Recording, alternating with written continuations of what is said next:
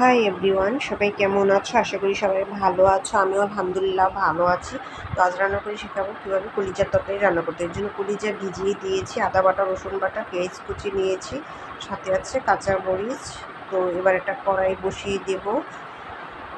তো কড়াইটা গরম হলে তেল দিয়ে দিব। আমি সরিষার তেল ইউজ করেছি, তোমরা চাইলে সয়াবিন তেলও ইউজ করতে পারো। আরেকটা কথা বলতে চাই, বেবি হানাবিয়া যাকে তোমরা মাঝে মধ্যেই দেখো আমার ব্লগ ভিডিওতে, আমার ভাস্তি ওর একটা নিউ ভাই হয়েছে। তো নিউ ভাইয়ের পিকটা আমি এখন শেয়ার করব না তোমাদের সাথে, তবে খুব তাড়াতাড়ি শেয়ার করব। এবার দেখো আমরা রান্নায় আবার ফিরে আসি। তেলটা গরম হয়েছে, পেঁয়াজ কুচি দিয়ে দিলাম, সাথে তেজপাতা,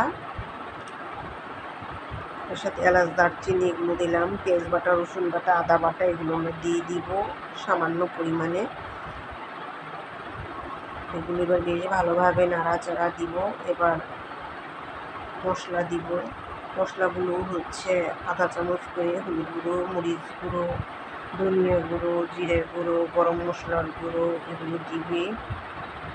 আর যারা ঝাল বেশি খাও, তোমরা ঝাল যদি বেশি খেতে চাও তাহলে দিতে পারো, এটা তোমাদের ব্যাপার। আমি যেহেতু ঝাল বেশি খাই না, তবে তরকারিতে একটু ঝাল হয়ে গিয়েছিল। যাই হোক, এবার মশলাগুলো এক করে সবগুলো দিয়ে লবণ দিয়ে দিব। এরপর বেশ ভালোভাবে আমরা নাড়াচাড়া দিব।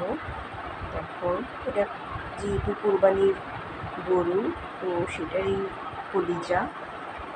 তো এর আগে আমি কলিজার ব্লগ ভিডিও দিই নাই। তো এবার দেখো গরম পানি দিয়ে দিচ্ছি, তোমরা চাইলে ঠান্ডা পানি ইউজ করতে পারো। পেঁয়াজগুলো কিন্তু আমরা ভেজে নিয়েছি। তো কিছুক্ষণ ওয়েট করবো। তো ওয়েটের টাইম শেষ। এবার আমরা কলিজাগুলো দিয়ে দিব।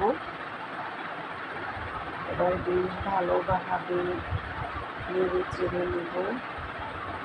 আলুগুলো কিন্তু ধুয়ে কুচি করে দেওয়া হয়েছে। তো তোমরা যদি এর থেকেও আর একটু বড়ো সাইজ বা ছোটো সাইজের খেতে চাও তাহলে সেভাবে তোমরা করে নেবে।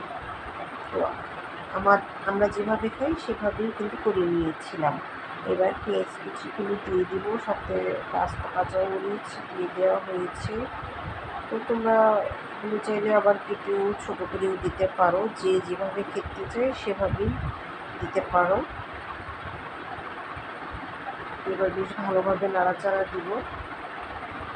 এবার আবার একটু মশলা দিয়ে দিচ্ছি। মশলা যত বেশি দিবে রান্নার টেস্ট তত বাড়বে। তো এগুলো কিন্তু একটু পানি দিয়ে দেবো, পানির সাহায্যে এগুলো সিদ্ধ হয়ে যাবে। তো এই যে দেখো সিদ্ধ হয়ে এসেছে, এটা আর আলাদা করে আমি পরিবেশন করব না।